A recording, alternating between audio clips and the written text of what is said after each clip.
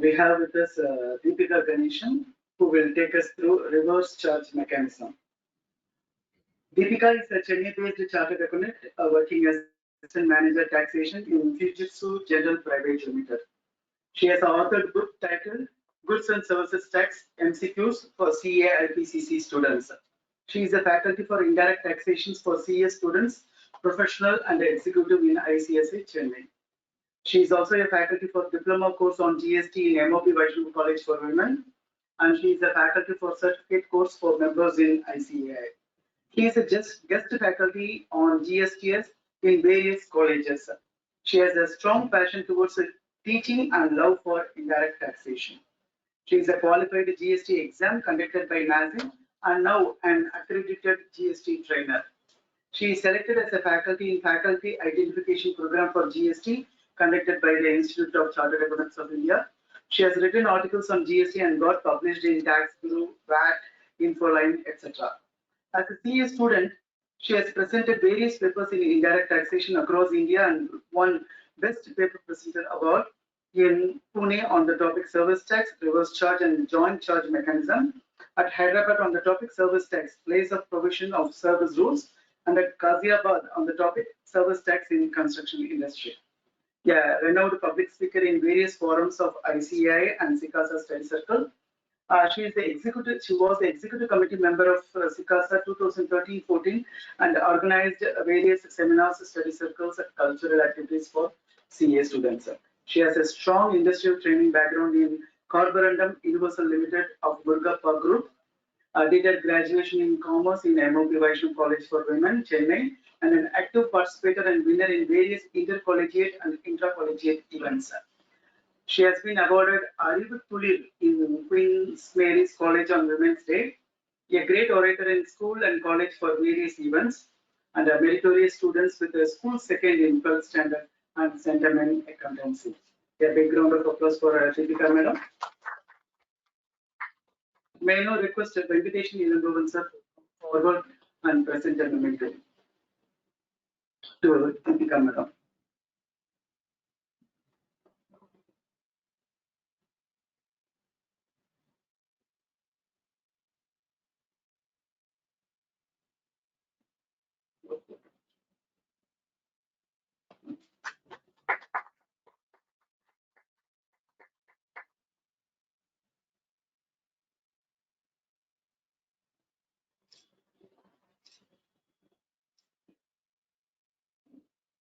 Over to you, Deepika.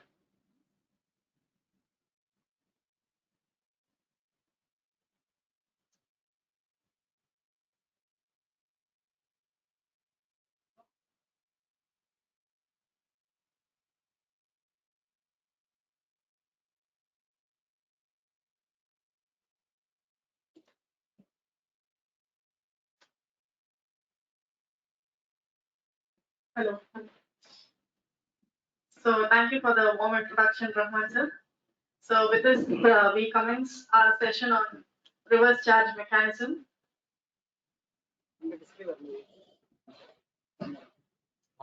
So before going into the topic, let us understand what is reverse charge mechanism. So what is reverse charge mechanism? Normally, what happens is the supplier collects the GST from the recipient and deposit to the government account. So that is called forward charge mechanism. In case of reverse charge mechanism, the recipient directly pays the GST to the government account. That is reverse charge mechanism. Now, what is the need for reverse charge? Why can't the forward charge mechanism continue? What is the need for reverse charge? Any idea? Government wants the money at the quickest possible rate. No. Government wants money, that is true, but that is indirect. So what is the major reason for introducing this reverse charge? Because this was not introduced only in GST regime. This was introduced in service tax regime way back in 2012. So what happened was, like I think one of the notified services in service tax, only for services reverse charge mechanism was applied and not for goods. In GST we have for both goods as well as services. So what is the reason for bringing in this concept? Now one of the notified services is insurance agent service under reverse charge mechanism. So what happens? What is the function of the insurance agent is? He will collect the premium from the policy holder and deposit to the insurance company. Now, insurance agent is a service provider. He is the supplier of service, and insurance company is the recipient of service. Now, insurance agent may be educated, may not be educated. He may have the tax knowledge, expertise. He may not have. So what happened was these people who are not having the expertise to file the returns, to pay the taxes, they were evading taxes. So because of this, government was losing revenue. In order to mitigate this hardship, government introduced one concept called the reverse charge mechanism, wherein the recipient was made liable to pay taxes. Hence, so the recipient being the company, they can appoint an expert to pay the taxes.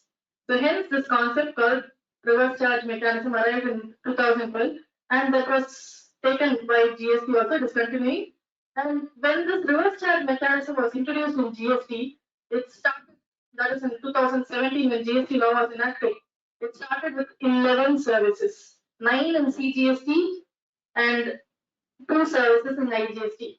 Today it is, the scope is widened, and today we have 23 services, totally 23 services, 21 in CGST and 2 services in IGST, totally 23 services.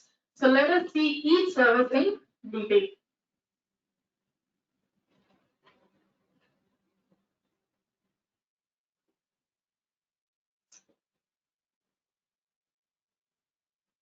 So reverse charge mechanism, the section, there are 2 sections. One is section 9 subsection 3 and 9 subsection 4 deals with the concept called reverse charge mechanism. 9 subsection 3 deals with the goods and services which are notified for which the recipient is liable to pay tax under reverse charge. 9 subsection 4 is the supplier is unregistered and the recipient is registered. In that case, the recipient is liable to pay tax under reverse charge. So earlier when the law was enacted, everyone were liable to pay. That is, whenever we purchase from an unregistered supplier, we were liable to pay tax under reverse charge. Later on, they got a concept called if it exceeds 5,000 rupees per day, then we have to pay tax under reverse charge for 9 subsection 4. After that, what happened? The tax got, the section got abolished till 30th September 2019, and after that, what happened was only for real estate services the section is introduced. So with this brief introduction, let us go into detail of 9 subsection 3. Let us start with services because goods we don't have much. So let us start with services. The first service being the goods transport agency service. So who is a goods transport agency? A person who supplies services by way of transportation of goods by roadways and issues a consignment note. So only a person who issues a consignment note, then he is called a goods transport agency. So here GTA is the supplier of service. A Limited being the consignor, they wanted to transfer the goods to B Limited consignee. For that, he engages a goods transport agency to transport the goods. Now what happens is, whoever is agreeing to pay the freight, they are called the recipient for this reverse charge. So what happens here? A Limited consignor from Delhi, he agreed to pay the rate. So he is liable to pay tax under the reverse charge mechanism. Now, for reverse charge mechanism, the rate is 5%, 2.5% CGST, 2.5% SGST.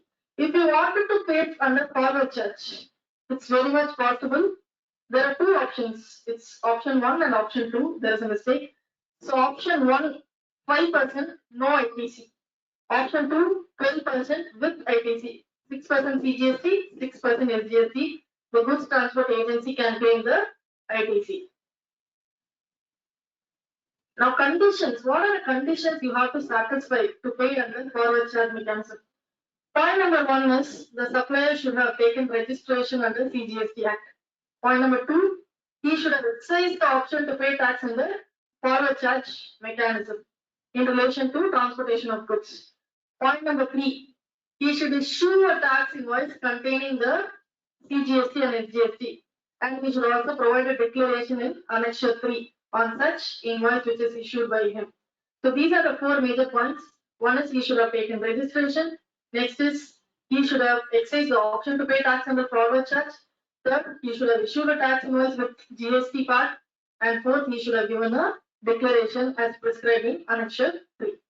Now, whether all the recipients are liable to pay tax under reverse charge? No. The answer is clear no. So, the following recipient, factory. So, a factory which is registered under the Factories Act, they will have to pay tax under reverse charge. Society under the Societies Registration Act. Cooperative society. Person, any person who is registered under CGST or SGST or UTGST Act. A body corporate. Partnership firm, whether registered or not under the Partnership Act, including LLP and also Association of Persons.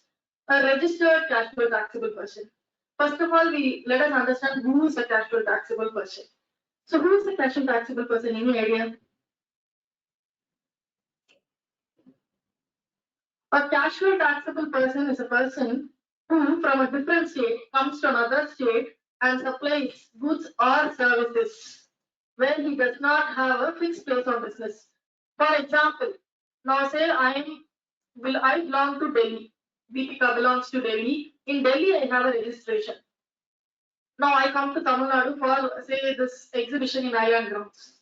So they have for 40 days. So I wanted to put up a stall. Now what happens in Delhi, handbags are very famous.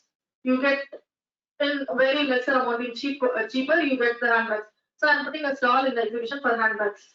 So what happens is, I have a registration in Delhi, but in Tamil Nadu, in Chennai, Tamil Nadu, I don't have a GST registration.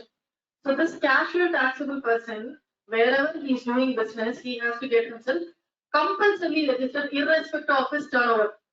So even if his turnover is not exceeding the 20 lakhs or 40 lakhs limit, still he has to register himself at least 5 days prior to the commencement of business. In normal cases, only when you become liable to registration, that is your turnover exceeds the threshold limit, only then you are liable to register within 30 days from the date on which you become liable to registration. But in case of casual taxable person and non-resident taxable person, you are liable to register at least 5 days prior to the commencement of business, and apart from that, you should also make an advance deposit of tax. Why advance deposit of tax? You belong to a different state. You don't have a normal registration here. You may abscond. The government wants again revenue. So advance you can pay. If you have paid anything in excess, how will you estimate your advance deposit is based on your turnover. You have to estimate what will be your turnover. On that, apply the tax rate and pay it in advance. Later, if you have paid anything excess by filing return, you can claim a refund. So this is the concept. So we all understood casual taxable person will have to register compulsorily. Then why the term registered casual taxable person? So we all know casual taxable person compulsorily they have to register. Then they can give as casual taxable person. Why registered casual taxable person? Any idea?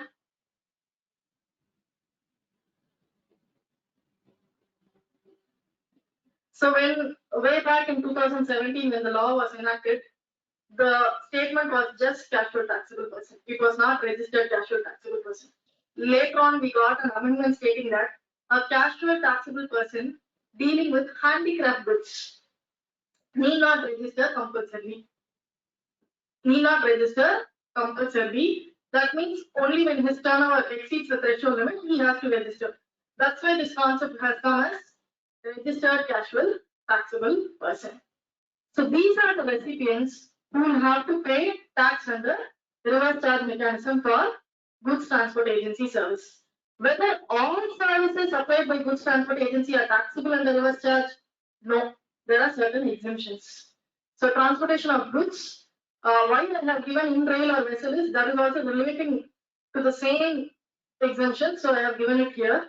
By goods transport agency, relief materials for victims of natural or man-made disasters, so any tsunami or earthquake or any bomb blast. If anything happens, you are sending the goods, relief materials to the victims in a goods transport agency, then it is exempt, no taxes applicable. Point number 2, defense or military equipments, it is fully exempt. Newspapers, which is registered under the registrar of newspapers, exempt. Agricultural produce, exempt. Milk, salt, food grain, including flours, pulses, and rice. So all this in the public interest. When you transport these goods in a goods transport agency, it is exempt. Organic manure which is used for cultivation of crops, exempt. Single consignment. So let us understand what is single consignment. Single consignment means a goods carriage which is containing the goods of only a single consignee, one consignee. Say A Limited is transporting goods to B Limited. So in the goods carriage, the goods of only B Limited is there. So in that case, it is called a single consignment. If the consideration charged for that consignment is not going to exceed 750 rupees, then it is exempt. If it exceeds 750 rupees, so for example, it is 1000 rupees, then entire 1000 will be chargeable to tax. It's not 1000 minus 750. Entire 1000 rupees will be chargeable to GST. Multiple consignment. What is multiple consignment? So in case the goods carriage is containing the goods of multiple consignees, say A Limited is transporting to B Limited, C Limited, D Limited. So all the goods are present in one goods carriage. So it is multiple consignment, and if the consideration charged for that does not exceed rupees 1500, it is fully exempt. If it exceeds 1500, suppose it is 2000 rupees, then entire 2000 will be chargeable to GST. It's amendment today. It's on 50,000. Yes, yes. How? I think I got 18th July. The amendment has taken away all these kind of exemptions, including that 1,000 rupees for hotel and all. Hotel it is taken. This is not taken away. It's not taken. No. I'm very sure. I'm not sure. This is not taken. This is not taken. No.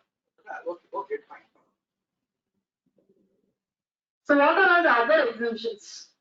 Services provided by goods transport agency by way of transportation of goods in a goods carriage to department or establishment of central government or state government or union territory or local authority. So if you're going to transport to these recipients, local authority, goods transport, central government, state government, government agencies who have registered only for the purpose of deducting TDS under section 51. So what is section 51? Section 51 is talking about TDS or GST, not income tax. Whatever we are talking here is GST TDS. So if the recipients are central government, state government, government agencies, local authority, and the value of supply under the contract exceeds 2.5 lakhs, this recipient will have to deduct 1% CGST, 1% SGST TDS. So for this purpose, they have to compulsorily register.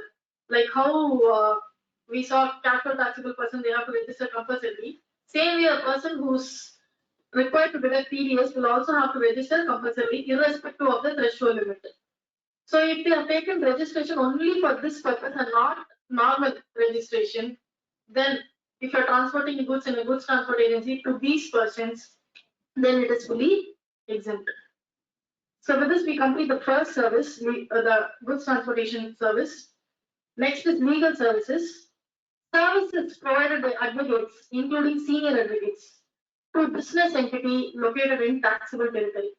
So we have to check whether the business entity is liable to get registered under 22 subsection 1. The section 22 subsection 1 talks about the threshold limit. So let us see the threshold limit.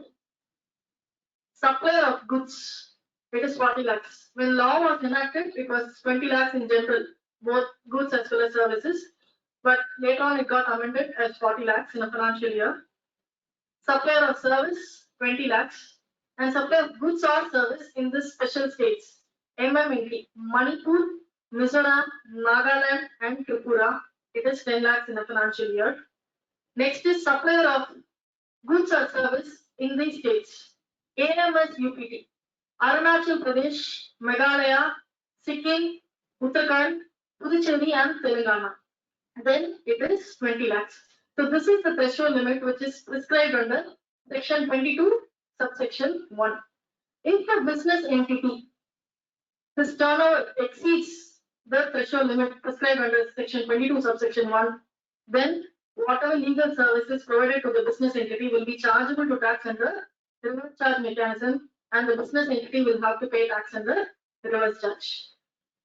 In case the business entity's turnover in the preceding financial year is not going to exceed the threshold limit, then it is fully exempt. Whatever services provided by an advocate is fully exempt. If you are going to provide to any individual like you and me, we are not registered, we are not doing any business, then it is exempt from GST. Suppose an advocate provides legal service to A Limited and its turnover in the preceding financial year is only rupees 15 lakhs and A Limited is located in Chennai. So the consideration charge is rupees 50,000. Whether A Limited will have to pay tax in the reverse charge? The answer is no. Why? Because it is not exceeding the threshold limit. Suppose the same 15 lakhs, but it is located in Mizoram. Yes. Are there any exemption for services provided by advocates? Yes. So services provided by individual or partnership firm of advocates other than senior advocate. So if they are going to provide to advocate or partnership firm of advocates providing legal services to central government, state government, union territory, local authority, governmental authority or government entity, then it is exempt. Senior advocate, if they are going to provide to central government, state government, union territory, local authority, governmental authority and government entity, is fully exempt from GST. So if the senior advocate is going to provide the service to an advocate or a partnership firm of advocate, it is not exempt, it will be taxable. Next is services provided by arbitral tribunal. So any service provided by arbitral tribunal to a business entity located in a taxable territory, then the business entity will have to pay tax under reverse charge. What are all the exemptions? If the arbitral tribunal is going to provide to any person other than a business entity, to central government, to state government, to union territory, local authority, governmental authority, or government entity, it is exempt.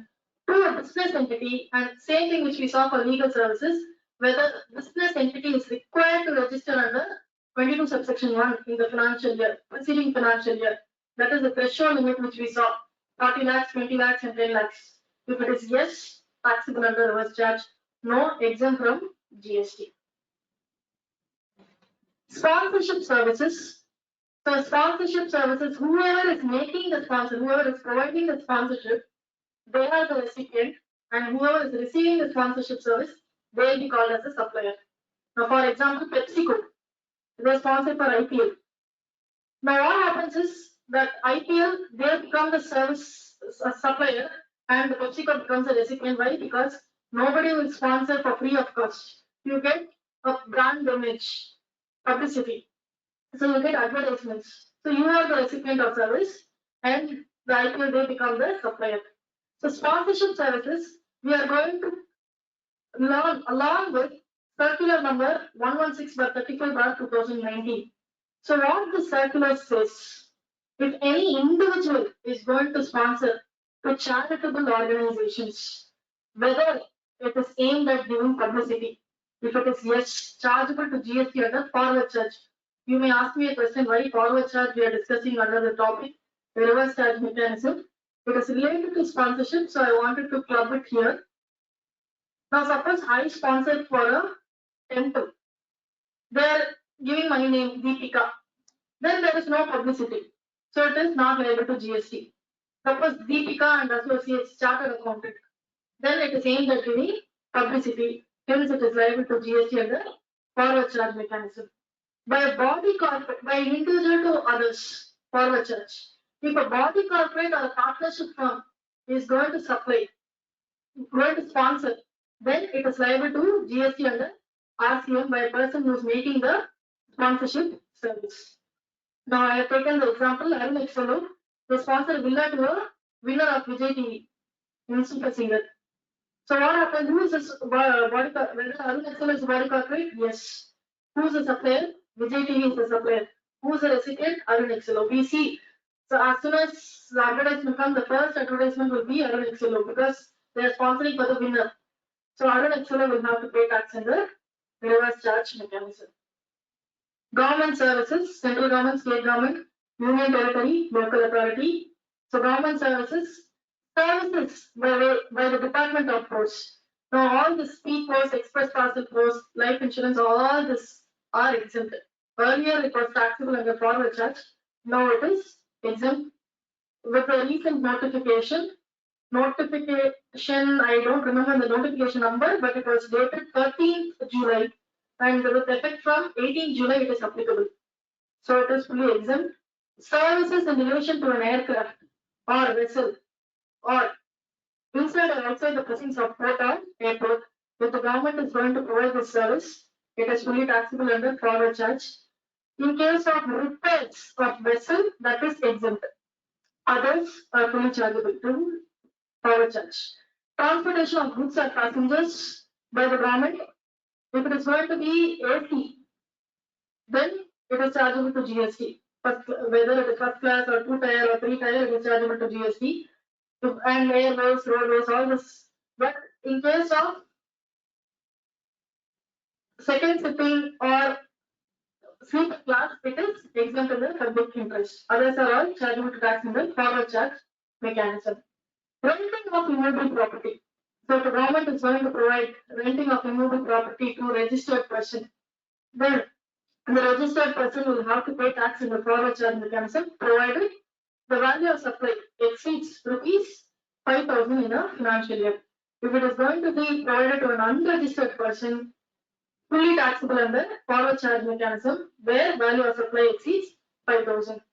If it is going to be any other services apart from these four, if the government is going to provide this to business entity, then we will have to check whether the business entity is registered under 22 subsection 1. If yes, then it is chargeable to tax under reverse charge mechanism. Otherwise, it is exempt. And to other than business entity, it is exempt. Next, the most important topic: renting of residential dwelling to a registered person. So, notification 5/2022, central tax rate dated 13/7/2022, with effect from 18th July 2022. So, renting of residential dwelling to a registered person, it is taxable under reverse charge mechanism. To unregistered person, exempt from GST. So earlier, what happened was the renting of residential dwelling as such was exempt. Now it is modified as other than to a registered person. So I wanted to discuss certain FAQs with regard to this because this is the key amendment. So I wanted to discuss certain FAQs.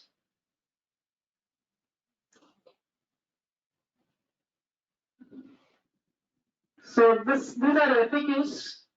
So what was the taxability of renting of residential dwelling prior to the amendment? So prior to the amendment, the renting of residential dwelling for use as residence was exempt. And when it was used for commercial purposes, the same was taxable. So what is the tax structure? Residential dwelling, type of use is for residence, it is exempt. These are prior to the amendment. Commercial taxable under forward charge. What is the taxability of renting of residential dwelling after the amendment? After the amendment, what happened? The taxability of residential dwelling, renting of residential dwelling, have undergone a sea change, where if the residential dwellings are used for residential purpose, then the exemption is removed, and the same is liable to tax under reverse charge mechanism if the customer is registered under GST. Suppose if the customer is not registered under GST, then the exemption continues. So further, the taxability and the reverse charge mechanism is kept irrespective of the usage of the property. So the liability to pay tax is shifted on the customer being the registered person, even if the residential dwelling is used for commercial purpose. So the summary of this amendment is explained.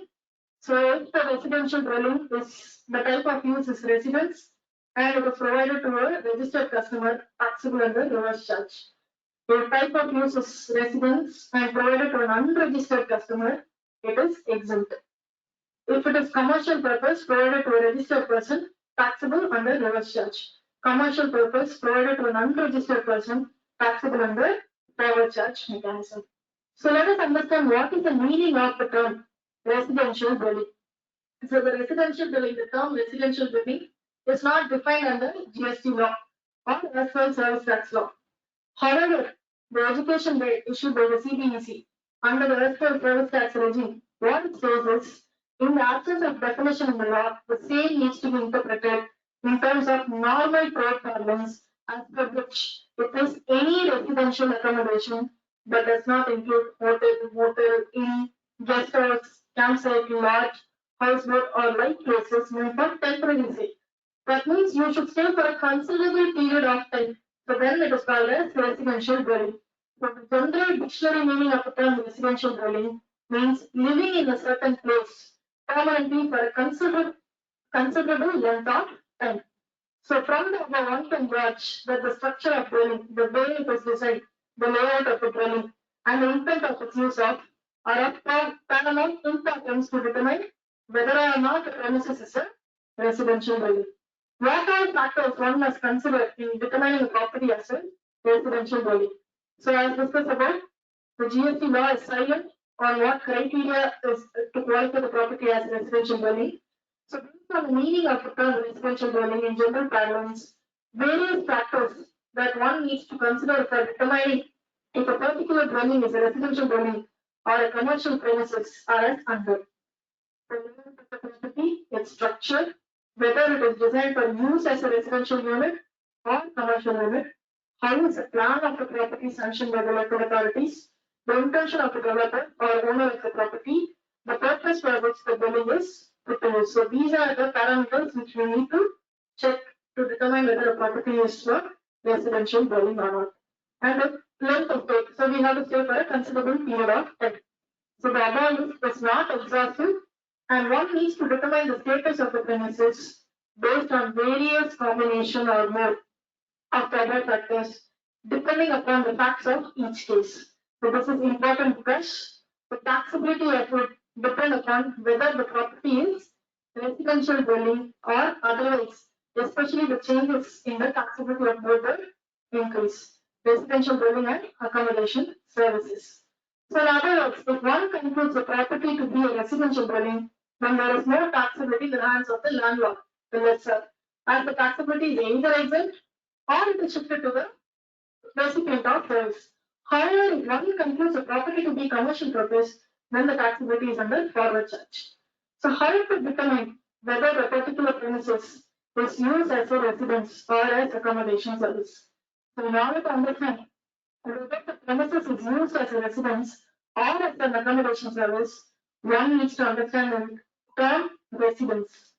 The term residence is not defined in the GST law. So going on the general parlance, residence is a place in which a person lives or resides. In other words, if a person resides at a particular place as a place of his abode, then it would amount to his or her residence. So this means that the place for temporary stay cannot be said or to be used as a residence.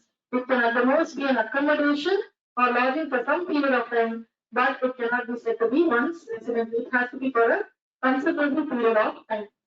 So due to this regard can be taken from the erstwhile service tax law, wherein section 65 clause 102 of the Finance Act 1994 provides the definition of taxable service for services provided by hotels, inns, etc., which generally involve stay for a shorter period of time as compared to permanent or considerable time of stay, provides that the said service is providing accommodation for a continuous period of less than 3 months.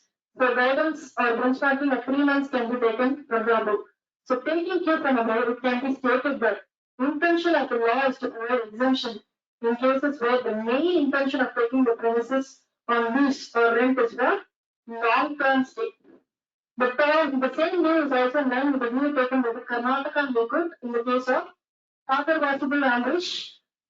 And however, the 3 months criteria cannot be touchstone criterion for all the situations under GST, as there is no such specific mention of 3 months criterion under the GST law as against the express version under the service tax laws.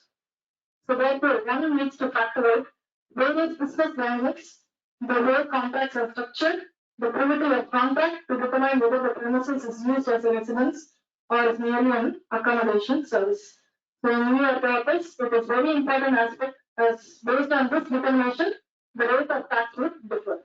So what is the GST impact in the hands of landlord for residential dwelling given for use as a residence? So the changes brought in the 47th GST Council will have no impact in the hands of landlord because earlier this transaction was fully exempt from tax make. And first amendment, this is shifted to the recipient in the hands of the tenants who is registered under GST. So for unregistered tenant, the exemption still continues and there is no requirement for the landlord to take any registration under GST. What is the impact in the hands of tenants? Whether residential dwelling is given for residential use. So in case of renting of residential dwelling, if a tenant is a registered customer, then GST needs to be paid under reverse charge. If it is an unregistered customer, the same is exempt.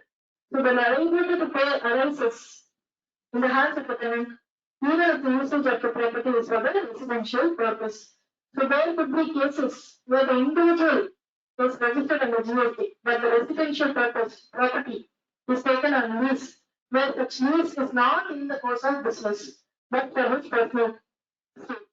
So in view of the outcome, there is no GST liability because there is no business intent in that. So there is no GST liability under the RCM in such cases, and the services received are not in the course of business because the term supply itself says in the course of occurrence of business. The term supply includes supply of goods and services such as sale, transfer, barter, exchange, license, lease, rental, disposal, made or agreed to be made, or consideration by a person in the course of furtherance of business. So if it is not in the course of business, then there is no tax liability. So because it fails the test of supply and living under GST. So in the above case, what if the tenant is registered as a composition dealer? Then whether the tax liability and the reverse charge arises in the hands of tenant. So the liability to pay tax is carried out in the hands of the recipient of service who is a registered person. So it is pertinent to note that a person who is registered as a composition dealer is also a registered person. Only when you are a registered person, you can apply for composition scheme. So it is also a registered person as per section 2/94, read with section 24 of the CGST Act. So therefore, all the provisions of the GST law in relation to RCM will be applicable to composition dealer in the same way as a regular dealer. So in the given case, tenant being a registered person will be liable to pay GST under RCM. Company ABC, registered under GST in Maharashtra, they have taken premises on rent from landlord for usage by its employees in Maharashtra. What is the GST implication? So service recipient is a registered person, company ABC in the state of Maharashtra, and therefore the exemption is not applicable because they are registered. So this is ABC Limited must discharge the liability, GST liability on the said service under reverse charge mechanism. Company A, registered under GST in Maharashtra, has taken the premises on rent from landlord from its employees in Delhi. So what is the GST implication? The liability to pay tax arises only if the customer is a registered person. So in the given case, company A is registered in Maharashtra, but it's not registered in Delhi. So it is pertinent to note that as per section 25 of the CGST Act, each registered person is a separate distinct person for the purpose of GST law. Therefore, in the given case, since company A is not registered in the state of Delhi, hence the question of tax liability and the reverse charge does not arise, and hence the transaction will be exempt from GST. On the contrary, it is pertinent to note the department may take a contrary view that the recipient is a registered person in the state of Maharashtra and company A will have to pay taxes. However, it is to be noted, there is no mechanism provided, presently there is no mechanism provided in the GST structure, that is either in the GST returns, to pay IGST in the last month with the place of supply in a different state. This interpretation is not line with the subject's purpose and also the legal provisions of the GST. Employee of company A have entered into a rental agreement with the landlord. The rent is reimbursed by company A. What is the GST implication on the employee and company? The first transaction between employee and landlord. The employee being an unregistered person, then the transaction will be exempt. Coming to the second transaction, which is between the company and the employee, so it is necessary to understand whether it is a nature of tax provided by the company to its employee, for the discharge of the duty for the company, and therefore it cannot be a transaction of renting. So it is more of a facility being a prerequisite or a benefit which is provided by the company that has granted to the employees in lieu of as a consideration for the employment service. So this is also clarified as per circular 172/4/2022, wherein it is stated that perquisites provided by employer to employees as per the contractual agreement will be covered under entry 1 of Schedule 3. That is no supply. Neither it is supply of goods nor it is supply of services. Services by employee to the employer in the course or in relation to this employment will not be covered under the GST. Director of company A has entered into a rental agreement with the company A for the premises used for self-use. What is the GST implication on the director and company A? In order to determine the implication of GST, we have to first analyze if the transaction amounts to supply in the first place. So it is pertinent to note that an economic activity in the form of business is important criterion to be satisfied for the transaction to be a supply. So press release dated 13 July 2017 was issued stating that even though there is a sale of oil gold by an individual for a consideration, it cannot be said to be in the course of furtherance of business and hence does not qualify to be a supply. So even in the Twitter, it was tweeted that renting of residential units is taxable only when it is rented to a business entity.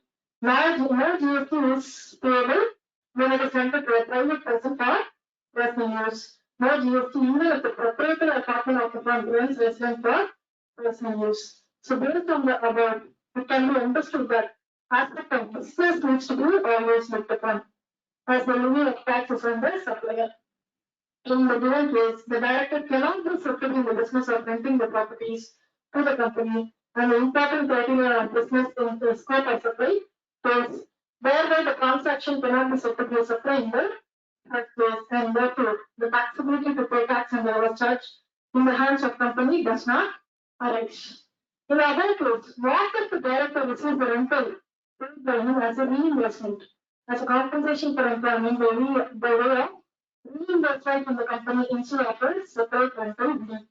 So in case the director does not provide the property to the company on the lease, but instead simply obtains the lease payment as reimbursement towards the compensation for the employee services, then the transaction will not be liable to GST.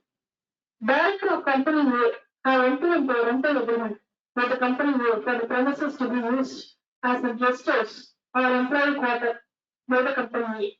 What is the GST implication on the director and the company A? So in this case, the director is not using for his own or self-use. Instead, the premises is given on rent to the company for use as a guest house. If the company A is registered under GST, then the transaction between the director and the company will be liable to tax under reverse charge. If the company pays GST under reverse charge and residential dwelling used by its employees or director, then whether the ITC and the same will be eligible. It is to be noted that after Section 16 of the CGST Act, the income tax credit is eligible on all goods and services that are used in the course of furtherance of business. So Section 17, subsection 1, clause G says that input tax credit is brought in cases where the goods and services are used for personal consumption. So in the given case, The service cannot be said to be used for personal consumption because it is used by the company in the course of its business. In fact, the tax liability itself is paid under RCM only because it is used for business purpose. So if an argument is taken that the property is for non-business and for personal purpose, first of all, the taxability itself will not arise. Hence, in this case, the ITC will be eligible. What if partial amount is recovered from employees towards the rental cost borne by the company? What would be the GST impact? Supply of residential dwelling for residential use to employees being unregistered person is covered by the exemption and they are not in GST. However, proportionate ITC may need to be reversed if the cost of taxes is also being borne by the employees and it was upheld by the Honorable Bombay High Court in case of Ultratex Cement Limited versus Commission of Central Excise. The applicability of this ratio needs to be tested in the context of GST, where the transaction between employer and employees are clarified to be in the nature of requisites and are not liable to GST. Landlord has given residential property on lease to ABC Limited, who has further subleased it to PQR Limited. What would be the GST liability on all the parties, presuming that both the tenants are registered? Taxability. Landlord, there is no GST liability because it is fully shifted to the recipient. ABC Limited, it is liable under RCM and the services available from the landlord at 18%. When it is rented to PQR, sub-rented to the PQR Limited, then the liability would be under RCM on PQR Limited. Thus, the ABC Limited may not be entitled to take ITC. Why? Because the other person is liable to pay tax under RCM and with as per section 17 subsection 3, that is also considered as exempt service, and hence he will not be eligible to take ITC. PQR Limited will have to pay tax under RCM and they are eligible to avail ITC. So therefore, in this case, in case of subleasing contracts, the tax incidence will be 36%, that is double taxation, with blockage of ITC at each of the levels of subletting. Residential property is given on lease where the tenant uses it for mixed purpose, that is both for commercial and also for residential purpose. What would be the GST implication? So in case the property is used by the tenant for both residential as well as commercial, so we have to determine what is the dominant intent and the usage.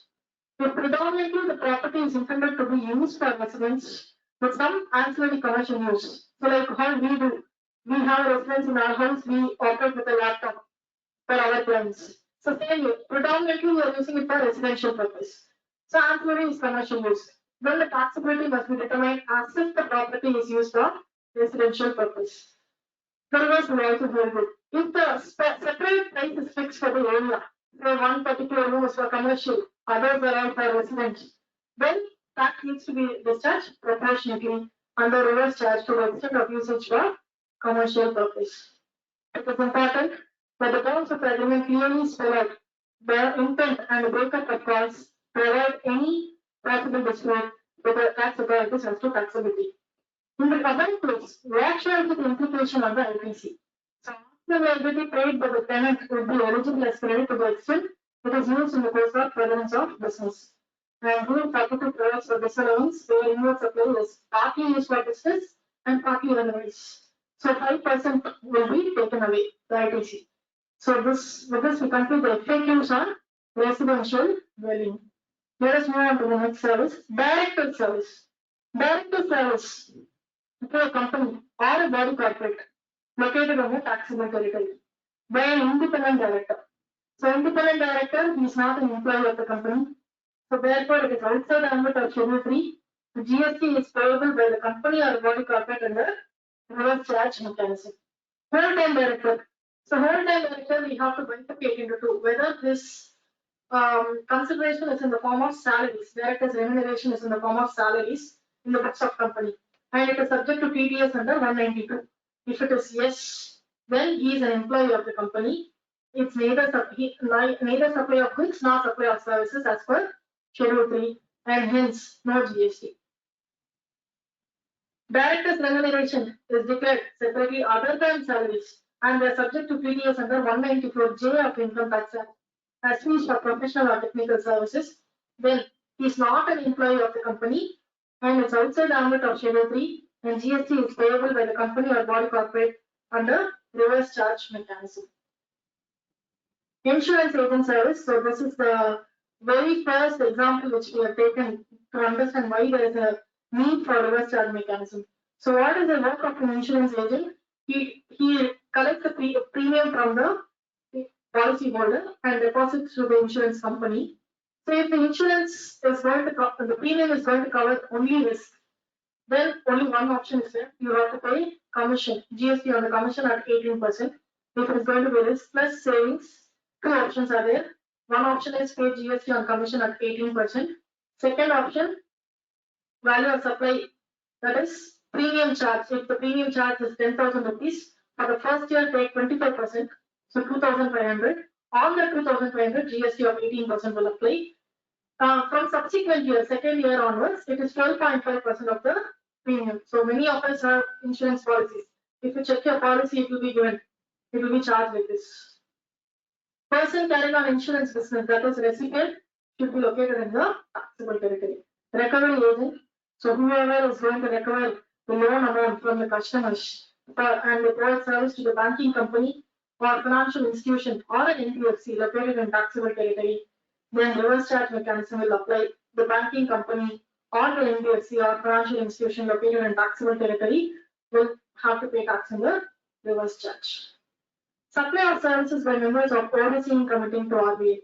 So there is a committee formed by RBI overseeing committee. So if the members of the committee is going to supply service to RBI, then RBI will have to pay tax on the reverse charge.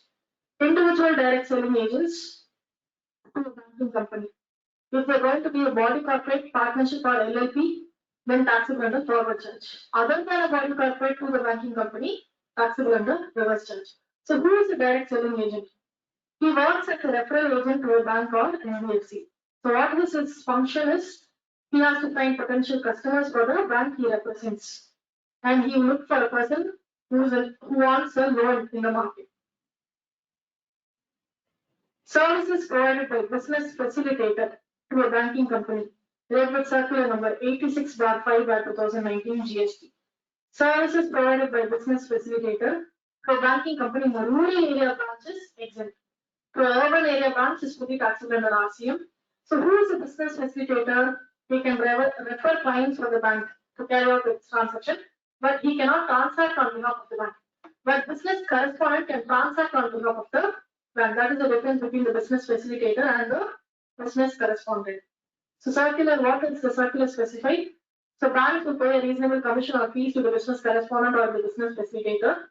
And the agreement with the business correspondent specifically prohibits them from directly charging any fee to the customers. Only the bank can charge, but the business correspondent or the business facilitator cannot charge.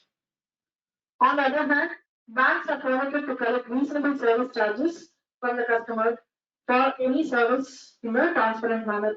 The arrangement of bank to the business correspondent specify the requirement that the transactions are accounted for and reflected in the bank's book by the end of the day or the next working day, and all agreements or contracts with the customer shall clearly specify the bank is responsible for the customer and not the business correspondent or the business facilitator. Services provided by agent or business correspondent to a business correspondent. So services provided by agent or business correspondent to a business correspondent in a taxable territory. So services provided by business facilitator or a business correspondent to a banking company with respect to any accounts in the rural area branches exempt. And any person who is working as an intermediary to a business facilitator with respect to services or with respect to accounts in the rural area branch is exempt. And business facilitator or business correspondent to an insurance company, they are going to provide service to an insurance company in a rural area, then it is exempt. Other than this, fully chargeable to tax under the reverse charge. Security services. The security services provided to a taxable person in a taxable territory by a body corporate. If a body corporate is going to provide the services, fully taxable under private charge. If it is other than the body corporate to a registered person, we will have to check. If it is going to provide to a business, that is the department or establishment of central government, state government, local authority, government agencies, and they have registered only for the purpose of detecting TDS. Same thing we saw in goods transport agency service. If they are registered only for the purpose of deducting TDS, then the goods transport agency service is exempt. Here, it will not be coming under reverse charge. It will come under forward charge. And a person who is paying tax under Section 10. Section 10 is composition scheme. So for those persons, any security services provided means it will come under forward charge and not under reverse charge. So other than this A, anything is provided, it will come, security services provided means it will come under reverse charge mechanism. Services supplied by any person by way of transfer of development rights or floor space index, including additional FSI for construction of project by a promoter. So transfer of development rights by to a promoter for constructing a project. If it is going to be construction of residential apartments, we have to check whether it is already booked and consideration is received before the issuance of completion certificate. If it is yes, exempt from GST. If it is no, that is the property is remaining unbooked on the date of issuance of completion certificate, then it is fully taxable under reverse charge. If it is going to be construction of other than residential apartment, fully taxable under reverse charge mechanism.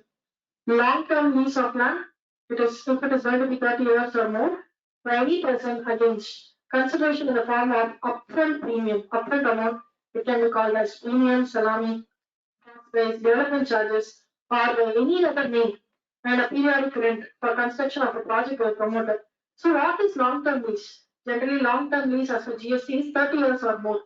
So if you are going to lease for 30 years or more, and you receive any consideration in the form of upfront amount or periodic rent for construction of project by promoter, if it is going to be a residential apartment, we will have to check whether the property is booked before the issuance of completion certificate. If it is yes, exempt from GST.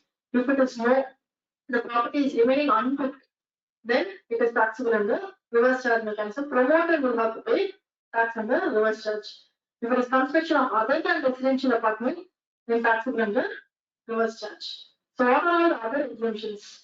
One-time upfront premium, which is collected for use of industrial plots or plots for development of infrastructure for financial business provided by the state government, industrial development corporations, or undertakings, or by any other entity which is having 50% or more of ownership of central government, state government, union territory, to industrial units, or the developers in any industrial or financial business area, then this is exempt. So one is, it should be an industrial plot or plot for development or infrastructure of financial business, and the lease should be for 30 years or more, which should be leased by state government, industrial development corporation, and it is leased to whom? It shall be industrial property or lease of industrial plots or development of plots for development of infrastructure by any entity, undertakings or by any entity having 50% or more of ownership by central government, state government, union territory, to whom? To industrial units or developers in any industrial or financial business area. So for the purpose of this exemption, the central government, state government or union territory shall have 50% or more of the ownership in an entity directly or an entity which is wholly run by the central government, state government or the union territory. Services provided by way of renting of any motor vehicle designed to carry passengers, where the cost of fuel is included in the consideration charged from the service recipient provided by the body corporate. So if it is by other than body corporate to a body corporate, then if they are issuing an invoice without charging any tax, fully chargeable to tax under RCM 5%. By a body corporate charging tax at 12% or 5%, private charge. By other than body corporate to other than a body corporate, 12% or 5%, then taxable under forward charge. If the invoice is charged issued at 12% forward charge. If it is going to be reverse charge, it has to be 5% more tax should be charged in the invoice. Exemptions, services by way of giving on hire to a state transport undertaking a motor vehicle which is meant to carry more than 12 passengers, to a goods transport agency which is a means of transportation of goods, then motor vehicle which is for transportation of students, faculty and staff to a person providing services of transportation of students, staff, faculty to an educational institution providing services by way of preschool education and education up to higher secondary or equivalent. So for this purpose, if a motor vehicle is hired, then it is exempt. Any local authority, an electrically operated vehicle meant to carry more than 10 passengers. ITC conditions, GST is charged at 12%, then ITC is available on inputs, input services and captive goods without any condition. If ITC is charged at 5%, then only on input services, that is, you are only in the same line of business. You are hiring a motor vehicle and you are also giving on hire a motor vehicle. Then it will be, and ITC will be available. So we got the circular 177 with regard to this one point was mentioned with regard to motor vehicle.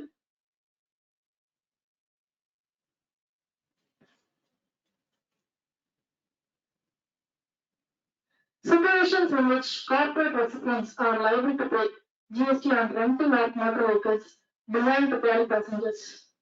So what happens is they are clarifying the two services. One is hiring of motor vehicle, another one is passenger transportation. So if the heading is going to be 9964, representations have been received to clarify whether option is applicable on service of transportation of passengers. Heading is 9964 or renting of motor vehicle designed to carry 9966. If it is going to be 9966, then reverse charge will apply. Renting of motor vehicle is operated for transportation of passengers falls under the heading 9966. So according to the explanatory notes to heading 9966, the service covered here is renting of motor vehicle for transportation of passengers for a period of time where the renter defines how and when the vehicles will be operated, typically schedules, routes and other operation conditions.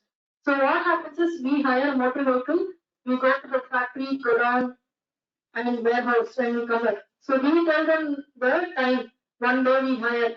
So that is hiring of motor vehicle and reverse charge will apply. Whereas passenger transportation services is different, which falls under the heading 9964. So for that reverse charge will not apply. So this is the clarification which is given by the circular 177. Services of lending and securities under Securities Lending Scheme 1997 for Securities and Exchange Board of India as amended right with circular number 119/38/2019. So what is it? There are two transactions. One is facilitating or arranging transactions in securities. So that will be chargeable to tax under forward charge. Now earlier, so what is the definition of service? Anything other than goods. But after that, we got amended anything other than goods. Such facilitating or arranging transactions in securities will also be considered as a service. So that will be taxable under forward charge mechanism. Lending of securities. So lending of securities, there are two transactions. One is lending fees which is paid from borrower to lender. So Mr. A is a lender and borrower is B. So borrower is paying lending fees to the lender. That alone will be chargeable to tax under reverse charge mechanism at 18%. Next transaction is the commission or fees which is paid to the intermediary, the borrower to intermediary.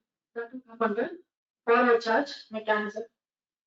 Supplying services by a music composer, photographer, artist, or the like, by way of transfer or permitting the use or enjoyment of copyright covered under Section 13, Subsection 1, Clause 8 of Copyright Act 1957, which is related to original literary, dramatic, musical, or artistic work to a publisher, music company, producer, or the like.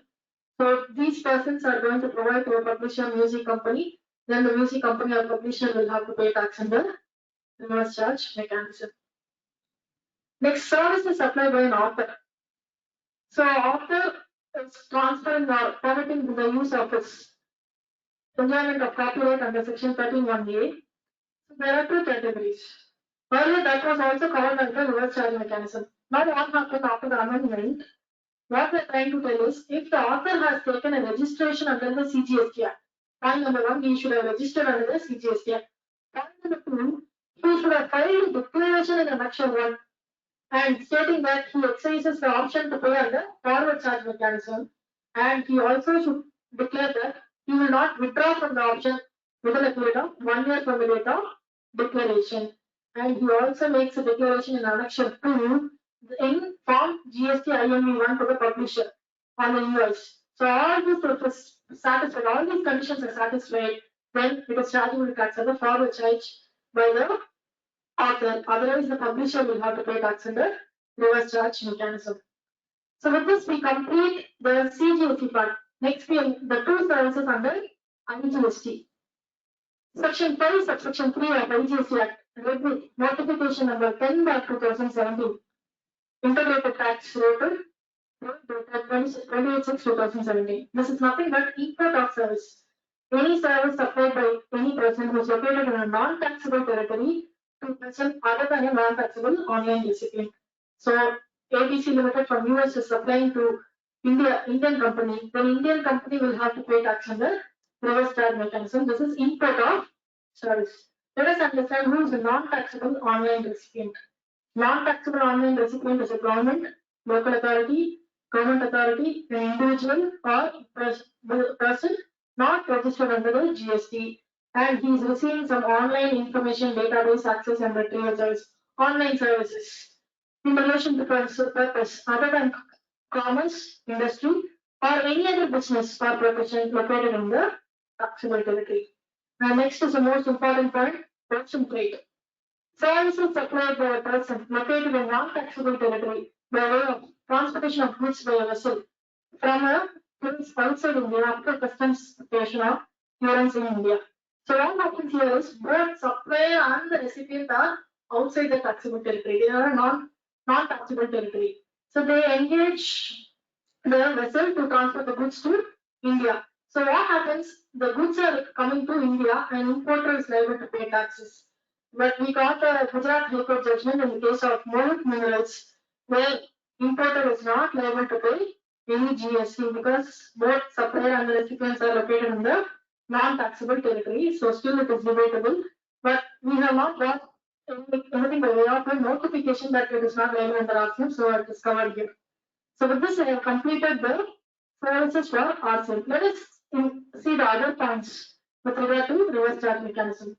A person who is liable to pay tax on the reverse charge mechanism will have to register himself compulsorily, irrespective of the turnover. So, irrespective of the threshold limit, he has to register. What is the time of supply?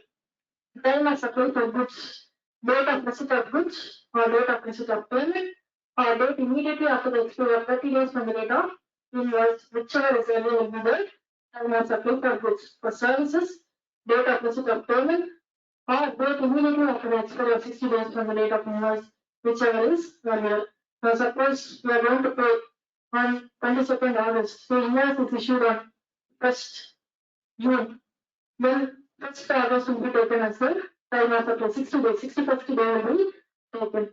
Invoicing, registered person making supply of goods or services notified under 9 subsection 3 of CGST Act or 5 subsection 3 of IGST Act, we shall issue invoice containing all the particulars, GST of the supplier, GST of the recipient, description, place of supply. Along with that, you should also mention the tax payable by the recipient under reverse charge mechanism. And any unregistered supplier who is there to supply goods or services, which is notified under 9 subsection 3 or 5 subsection 3, then he is not required to issue any document because he is unregistered. Instead, what the recipient will do is he will issue a invoice under 31 subsection 3 clause 5 clause F.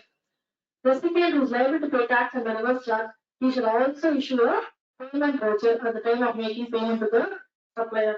Accounts and records. So every person, registered person, shall keep and maintain, in addition to the particulars which is mentioned in 34 subsection 1, there is the accounts and records. Apart from that, he should also maintain the account of services, goods or services which is imported or exported or supplies attracting tax on reverse charge, along with relevant documents including invoices, bill of supply, delivery challans, credit notes, debit notes, receipt vouchers, payment vouchers, and refund vouchers. So how are we going to make an entry in the books of accounts? What are all the ledgers we have to maintain? Separate ledgers for RCM liability is required to be maintained. Output IGST RCM output CGST RCM, output SGST RCM, input IGST RCM, input CGST RCM, input SGST RCM. What are the entries to be passed for recording the expense and GST amount? Expense account debit, input CGST RCM debit, input SGST RCM debit, to creditor, to output CGST RCM, to output SGST RCM. When payment of RCM liability is made, then output CGST RCM, output SGST RCM to bank account. This is the entry we have to pass. Payment of taxes other than RCM, then we can use electronic cash ledger as well as credit ledger. But in order to pay the taxes for RCM, we can use only the cash ledger. We cannot use the credit ledger. So, as per section 17 of input tax credit, as per section 17 of the CGST Act, IPC cannot be claimed to the extent attributable to the rates, exam supply, which also includes supplies made on reverse charge basis. The supplier shall not be eligible to claim any IPC or GST paid on goods or services used to make supplies on which the recipient is liable to pay taxes. And recipient shall be eligible to claim input tax credit of GST paid. So whatever I have paid under RCM, that I can take credit. The condition for payment of value of supply, as per section 16 subsection 2, so that does not apply for RCM. That is, normally what happens, you have to make the value of supply plus tax within 180 days. But for RCM, this condition is not applicable. You are eligible to take the credit. Composition taxpayer, for him, lower rate of tax is applicable. But whenever he receives any services which are liable to reverse charge mechanism, he shall pay taxes at the applicable rate. In returns, GSTR1, for a person, in case of a registered person who is supplying goods or services which are notified by government to a registered recipient, where he will have to show table 4B. So you have to click on this and you get a screen to add the record. So you have to pick this supplier under reverse charge, and this you have to show under GSTR1 for supplier. These are all for the suppliers. From GSTR3B, since whatever supplies you make under reverse charge mechanism, that is also considered on par with exempt services, exempt supply, you have to show it on the table 3.1C, other outward supplies nil rated or exempted. So this is for the suppliers. Because as per section 17 subsection 3, outward supplies on which recipient is liable to pay tax on reverse charge basis shall be considered as exempt supplies. In form GSTR9, where we have to show is on table 5C. So table 5 is outward supplies made during the financial year on which tax is not payable for the supplier. That means recipient will pay.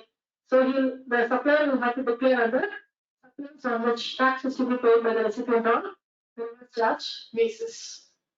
9C, supplies on which tax is to be paid by the recipient on reverse charge basis. This has to be declared under table 7B. These are all for the suppliers. Now let us see for recipients.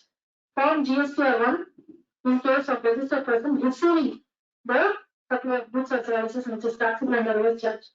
So the documents tab you can update.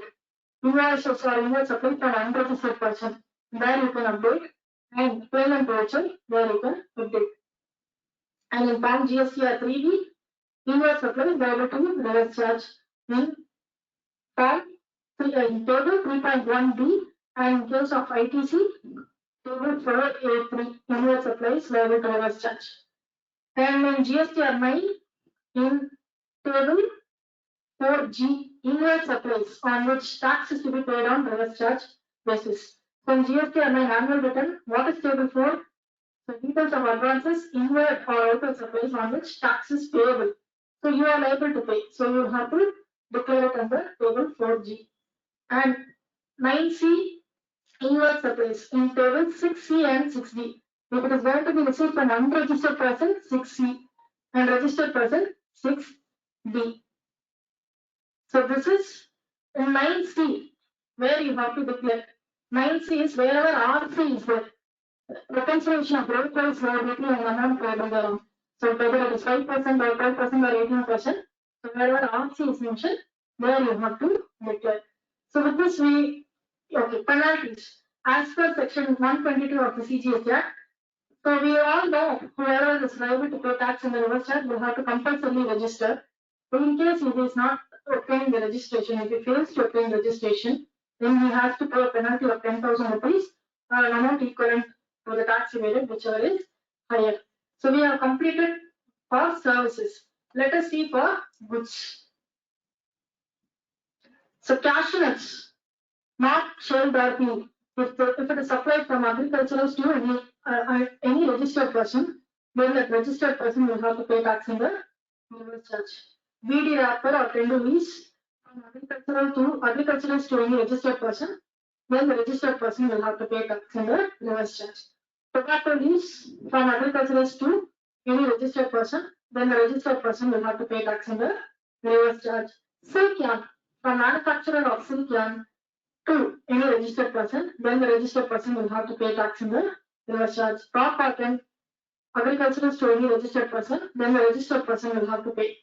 Then supply of lottery from state government, union territory or any local authority to a lottery distributor or selling agent, then the lottery distributor or selling agent will have to pay. Used vehicles, seized and confiscated goods, old and used goods, waste and scrap. If it is supplied by central government, state government or union territory or local authority to a registered person, then the registered person will have to pay tax under the reverse charge mechanism. Priority sector lending certificate from any registered person, then registered person will have to pay tax in the reverse charge. So with this we have completed for goods as well. Let us move on to 9 subsection 4. That is supplier is unregistered and recipient is registered. So this is only for real estate service. So the central tax in respect of supply of taxable goods or services or worked by the supplier who is not registered to a registered person shall be paid by the registered person on reverse charge mechanism on specified category of goods or services. So what is the specified category of goods or services? So that is dealt by notification 7/2019, central tax rate dated 29th March 2019. So real estate sector, what is the effective rate? 1% without ITC on affordable houses and 5% without ITC is applicable on construction of all houses other than affordable houses, commercial apartments such as shops, offices in a residential real estate project in which the carpet area of commercial apartments is not more than 15% of total carpet area of all apartments. So what are the conditions? Or above tax rate shall be available subject to certain conditions. What are the conditions? ITC is not available. Point number 2, this is very important. 80%, that means 80% of the inputs and input services shall be procured from a registered person. So, however, if the value of input and input services purchased from a registered supplier is less than 80%, then the promoter will have to pay on reverse charge basis under 9 subsection for the shortfall. If you have purchased only 50%, for the shortfall remaining 30%, you will have to pay tax under the reverse charge mechanism. And in case of cement, compulsorily under reverse charge you will have to pay at 28%, irrespective of whether you have covered the 80% or not, compulsorily under reverse charge. And in case of capital goods, irrespective of whether you have covered the 80% or not, compulsorily you have to pay tax under reverse charge under 9 subsection 4. Let us see 3 illustrations. The promoter has procured foreign goods and services for construction of residential real estate project during a financial year. Sand percentage is 10%. Whether inputs received from registered supplier? Yes. Cement 15%? No. Steel 20%? Yes. Bricks 15%? Yes. Flooring tiles 10%? Yes. Paints 5%? Yes. Architect designing CAD drawing 10%? Yes. Aluminum windows, plywood, commercial wood 15%? Yes. So whether promoter is required to pay tax under reverse charge? So any answers from the audience? Cement, but he has covered 85% totally. Out of 100%, 85% is covered. Only if it is less than 80%, then you will have to pay tax in the reverse charge. So whether reverse charge is applicable? No. Yes, sir. You are right. cement you have to pay, because even if you have covered the 80%, irrespective of whether you have covered the 80% or not, if it is going to be cement and capital goods, you will have to pay tax under reverse charge mechanism. So in this example, promoter has procured 80% of goods or services from a registered person. However, he has procured cement from an unregistered supplier. Hence, at the end of the financial year, promoter has to pay GST on cement at the applicable rate on reverse charge basis. Illustration 2. Promoter has procured foreign goods and services for construction of residential real estate project. Sand 10% yes. Cement 15% yes. Steel 20% yes. Brick 15% yes. Flooring tiles 10% yes. Paint 5% no. Architect, designing or CAD drawing, etc. 10% yes. Aluminum windows, plywood, commercial wood 15% no. So any reverse charge is applicable. Is covered 80%. So the reverse charge is applicable? No. Yes, the answer is no, because he has covered 80% and the cement is also purchased from registered supplier. So in this example, the promoter has procured 80% of goods and services, including cement from a registered person. However, he has procured paints, aluminum windows, plywood, and commercial wood from an unregistered supplier. So in the end of the financial year, he is not required to pay anything on the reverse charge basis. Illustration 3. Sand 10% no. Cement 15% no. Steel 20% yes. Bricks 15% yes. Flooring tiles 10% yes. Paint 5% yes. Architect, designing or CAD drawing, etc. 10% no. Aluminum windows, plywood, commercial wood 15% no. So whether anything is required to be paid on the reverse charge? Yes. Only 50% is covered.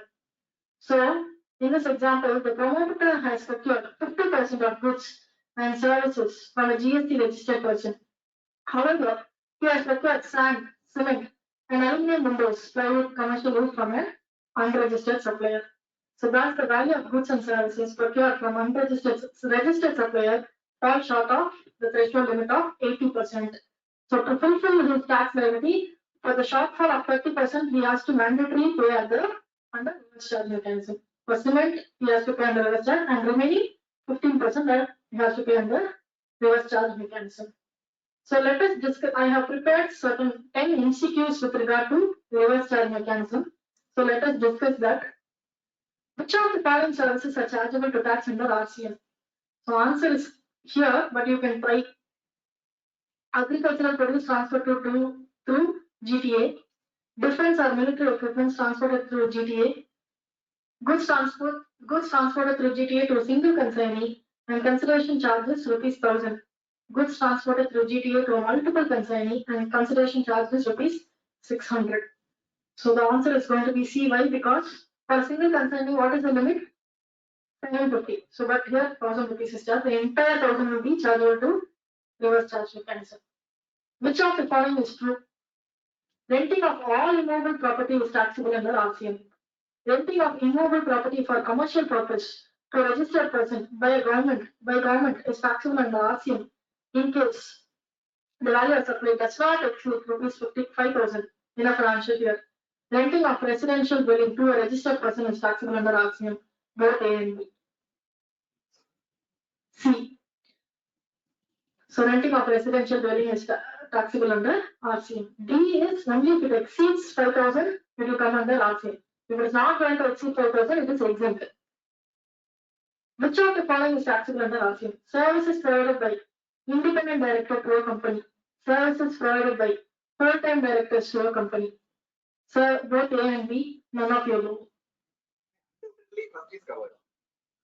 Second is a tricky question. Again, it says whether it is 194J or 192 and all.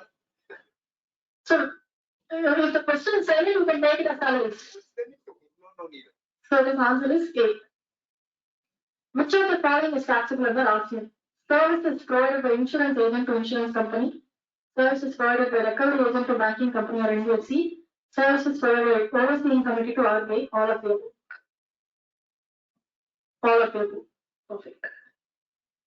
Which of the following is true? Security services provided by a body corporate to a registered person is taxable under RCM.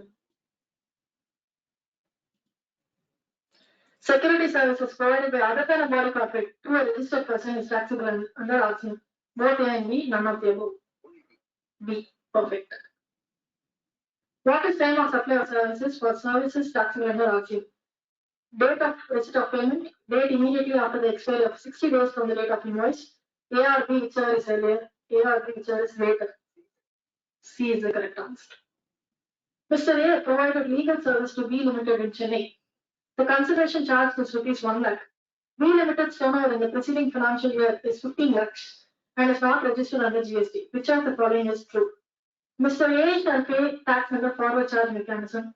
B Limited shall register under GST and pay tax under reverse charge. The transaction is exempt under GST. None of the above. So, which is the correct answer? So, where is the company located? Company is located in Chennai. So, what is the threshold limit for Tamil Nadu? 20 lakhs. And we don't know what B Limited was providing, whether it's goods or services. So, they are not required to register.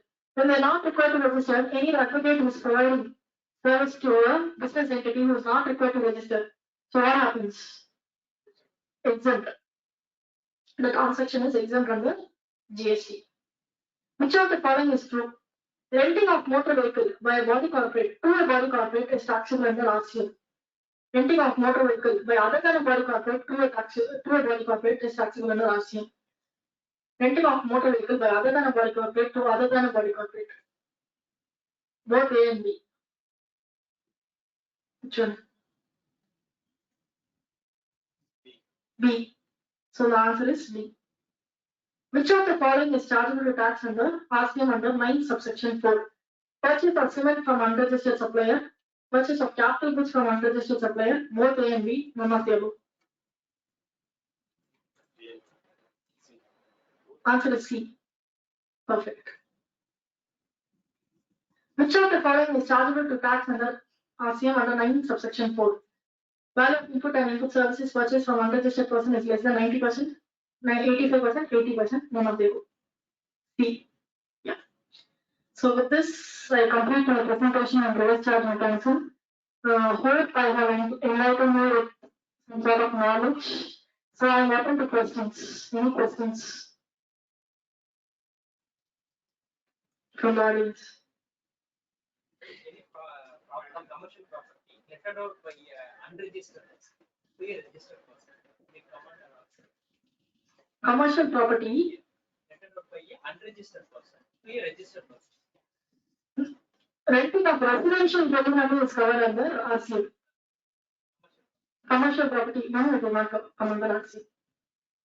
Madam, one travel agent is making payment to his attached cars, Attached? attached vehicles. Okay. Whether it will come under RCM.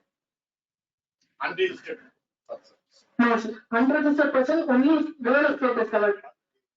Person making payment is a registered dealer. Okay.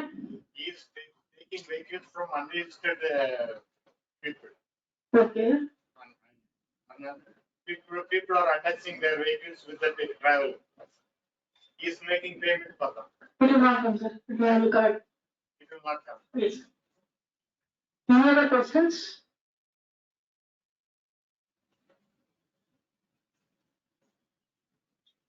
So thank you everyone. Thank you. Yeah. She has given a very nice and exhaustive presentation. It was very informative. I would like to thank the faculty and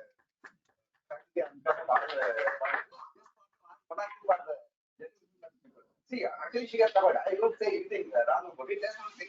See, when it comes to reverse charge method, there is no basic exemption that. What is the amount that people to pay? And she mentioned very clearly that 60 days. What happens? Suppose the advocate is able to accommodate, and by oversight some section does not pass, and you receive it on 90th day. Then there is a problem. Then you have to pay interest.